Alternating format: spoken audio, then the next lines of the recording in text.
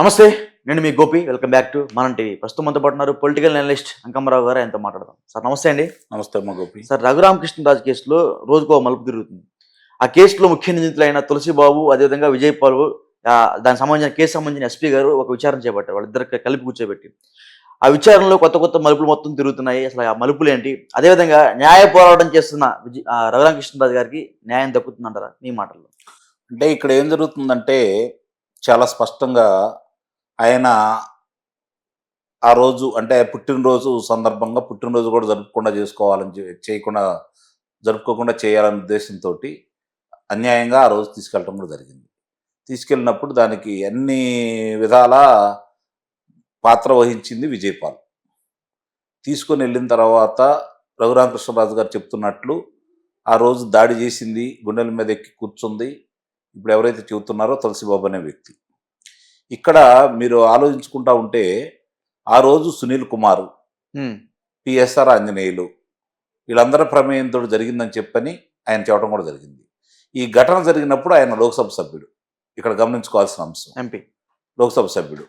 మరి అలాంటి వ్యక్తి లోక్సభాపతికి మెమోరాండం ఇచ్చినా ఇలా జరిగింది, నా హక్కులు భంగం కలిగింది, సభ్యుడికి హక్కులు భంగం కలిగింది, మీరు తగు చర్యలు తీసుకోండి చెప్పని అన్నా కూడా అది అట్లానే పడకన పడేశారు. దాని గురించి ఏం పట్టించుకోలేదు. న్యాయస్థానం దాంట్లో విచారించి దెబ్బలు తగిలినాయి అని చెప్పిన తర్వాత ఆయనకి వెలుసుబాటు ఇవ్వడం కూడా జరిగింది.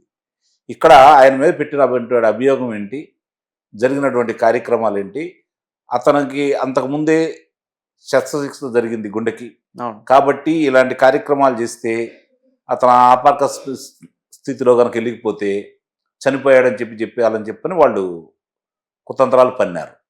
మరి గట్టి మనిషి కాబట్టి, మొండి మనిషి కాబట్టి ఆయన అవన్నీ తట్టుకొని నిలబడ్డాడు. ఈరోజు న్యాయ పోరాటం చేస్తున్నాడు. సరే, ఆ ప్రభుత్వం పట్టించుకోలేదు. ఈ ప్రభుత్వం ఎటు వాళ్ళకు అనుకూలంగా ఉంటుంది కాబట్టి వాళ్ళే చేయించారు కాబట్టి వాళ్ళు చర్యలు తీసుకుంటారని మనం ఆశపడటం కూడా తప్పైంది. అట్లనే 4 సంవత్సరాలు కూడా గడిచిపోయింది. కనీసం ఫిర్యాదు కూడా తీసుకోలేదు. మరి కేంద్రం కూడా దాని గురించి పట్టించుకోలేదు. ఇప్పుడు ప్రభుత్వాలు మారినాయి. అప్పుడు ప్రభుత్వంలో సభ్యుడే, ఇప్పుడున్న ప్రభుత్వంలో ఆయన సభ్యుడే. ఇప్పుడు శాసనసభ. మరి ఈ శాసనసభ సంబంధించి ఈరోజు మళ్ళీ ఉపసభాపతి కూడా అయ్యారు. అవును. ఈ ప్రభుత్వం వచ్చిన తర్వాత కొంచెం కదలిక వచ్చింది, కానీ అంత వేగవంతంగా అయితే జరగలేదు. వేగవంతంగా ఎందుకు జరగలేదు అని కనుక మనం భావించాల్సి వస్తే, మామూలుగా ఆయన ఇచ్చిన ఫిర్యాదుకి ఎవరెవరైతే ఉన్నారో వాళ్ళకి చిన్న చిన్న వెలుసుబాట్లు వస్తున్నా కూడా ఇంతవరకు దాని మీద తగు చర్యలు అయితే తీసుకోవట్లేదు. పిఎస్ఆర్ ఆంజనేయులు కావచ్చు, లేదంటే సునీల్ కుమార్ కావచ్చు, వాళ్ళిద్దరికి సంబంధించిన వెలుసుబాట్లు ఇంకా కలుగుతూనే ఉన్నాయి. అట్లానే కొంచెం నత్తనడగా నడుస్తున్న మాట కూడా వాస్తవమే. ఇప్పుడిప్పుడే కాస్త కదిలిక కనపడతా ఉంది. అయినా సరే ఆయన న్యాయ పోరాటం చేస్తూనే ఉన్నారు. ఎవరెవరు ఏం చేశారో చెప్పారు.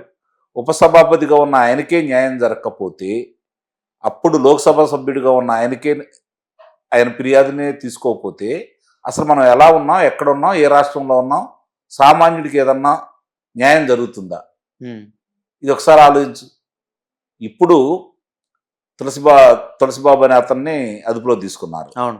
అతను ఏ విధంగా వచ్చాడు? మంది మార్గంతో ఎట్లా వచ్చాడు? ఎంత హడావుడి చేశాడు అక్కడ? వాడు చేసిన హడావుడి ఏంటి? పోనీ అతను ఇప్పుడు ఎక్కడున్నాడు, ఎవరి దగ్గర ఉన్నాడు? ఆ శాసనసభ్యుడు వచ్చి గంట సేపు అతనితో మంతనాలు జరిగినాయి అని చెప్పని మాట్లాడుతూ ఉన్నారు కదా. అసలు ఎక్కడికి వెళ్తున్నాం మనం? ఏ సందేశం ఇస్తున్నారు? ఒకసారి ఆలోచించుకోవాలి కదా. ఉపసభాపతి పరిస్థితి ఇలా ఉంటే, ఉపసభాపతికి సంబంధించినటువంటి దాడి జరిగిన ఘటనలో ఒక ముద్దాయిగా ఉన్న వ్యక్తికి ప్రస్తుతం కూటమి ప్రభుత్వంలో ఉన్నటువంటి ఒక శాసనసభ్యుడి దగ్గర ఉంటూ, ఆ శాసనసభ్యుడు వచ్చి అతను కారాగారంలో ఉంటే మాట్లాడాడు అంటే, అక్కడి నుంచి అంతమంది వచ్చి మీరు గుడివాడ రావరా, మీ సంగతి తెలుస్తామని చెప్పి మాట్లాడుతూ ఉంటే అసలు ఎక్కడ ఎవరికి న్యాయం జరిగింది, ఎటు వెళ్తుంది, ఏం సందేశం ఇస్తున్నారు? ఇది కదా ఆలోచించుకోవాల్సింది. మీరు అడిగారు ప్రారంభంలోనే, అతను రకరకాల లోన ఒక మాట చెబుతున్నాడు, బయటకు వచ్చిన అంతకంటే ఏం చెప్తారు వాళ్ళు? విజయపాల్ లాంటి వ్యక్తులు కావచ్చు, లేకపోతే మిగిలిన వాళ్ళు కావచ్చు, ఇప్పటి వరకు అదుపులో ఉన్న వ్యక్తులు కావచ్చు, వాళ్ళు ఏం చెబుతున్నారు? మాకు తెలియదు, గుర్తులేదు, మర్చిపోయా. ఇదే కదా అందరూ మాట్లాడుతుంది. అందుకంటే ఏమన్నా మాట్లాడుతున్నారా? ఒకసారి ఆలోచించండి. అవును. అంటే అందరూ కూడా శిక్షణ పొందినటువంటి సైనికుల్లాగా ఒకే పదాన్ని అందరూ వల్లివేస్తున్నారు. వాళ్ళందరూ కలిసి ఏ విధంగా మాట్లాడాలో ఆ విధంగానే మాట్లాడతాం. అంటే విజయపాల్కి మళ్ళీ తులసిబాబుకి హైకమాండ్ నుంచి బెదిరింపులు వెళ్ళాయి. మీరు ఒప్పుకుంటే అప్రూవర్గా మారితే చంపేస్తాం అన్నట్టుగా కొన్ని బెదిరింపులు వెళ్ళాయని ఇట్లా ఈ వార్తలు అనేది తప్పుదోవ పట్టించే విధంగా ఈ కేసు తప్పుదోవ పట్టించే విధంగా అయితే కనబడుతుంది. సరే, ఇప్పుడు వాళ్ళ ప్రయత్నం వాళ్ళు చేస్తారు, వీళ్ళు చెప్పాల్సింది వీళ్ళు చెప్తారు. ఏళ్ళ వరకే ఉంటుందా, లేకపోతే మేమే చేసామని చెప్పని వీళ్ళు ఒప్పుకుంటారా, లేకపోతే మా పై వాళ్ళు చెప్పారు వాళ్ళు చేయమంటేనే మేము చేసామని అంటారా? అదే చూడాలి. ఇప్పుడు ఇక్కడ ఏమవుతుందంటే వీడియో ద్వారా జరిగిన సంఘటనని, ఆయన కొట్టిన దాన్ని ప్రత్యక్షంగా చూశారనేది రఘురామకృష్ణరాజు గారు చేస్తున్నటువంటి అభియోగం. దాంట్లో వాస్తవాలు ఎంత ఉన్నాయి, ఏం జరుగుతున్నాయి కాబట్టి మనకు సంబంధించినంత వరకు ఇప్పుడు గూగుల్ టేక్అవుట్ ద్వారా వివేకానంద రెడ్డి గారి హత్యకు సంబంధించి చాలా ఉదంతాలు బయటపెట్టారు. తెలుగుదేశం పార్టీ ఆఫీస్ మీద దాడి సంఘటనకు కూడా ఎవరెవరు మాట్లాడుకున్నారు, ఏ పరిసర ప్రాంతాల్లో ఎవరున్నారని చెప్పని అది కూడా బయటకు వచ్చింది. మరి ఇన్ని విషయాలు బయటకు వచ్చినప్పుడు గూగుల్ టేక్అవుట్ ద్వారా కనుక తీసుకొని వస్తే అసలు ఎవరు చూశారు ఏంటి, ఏ నెంబర్ నుంచి వెళ్ళింది, ఎవరు మాట్లాడుకున్నారో బయటకు వస్తే తెలిపోతుంది కదా. మరి ఆ విధంగా ప్రక్రియ ఇంకా కొనసాగట్లేదనేది భావన. ఆయన అదే వ్యక్తం చేస్తున్నాడు. ఎందుకంత ఆలస్యం అవుతుంది ఆయనకి అర్థం కావట్లేదు. మనం అధికార కూటమిలో ఉన్నామా లేకపోతే ప్రతిపక్షంలో ఉన్నామా అనేది రఘురామకృష్ణరాజు గారికి అర్థం కావట్లేదు, ప్రజలకు కూడా అర్థం కావట్లేదు. అంటే చిన్న చెత్తుకో వాళ్ళని అరెస్ట్ చేసి ఏమొస్తుంది, డైనోసార్ని అరెస్ట్ చేయాలని చాలా మంది అంటూ ఉన్నాం. దానికి ఏమంటారు?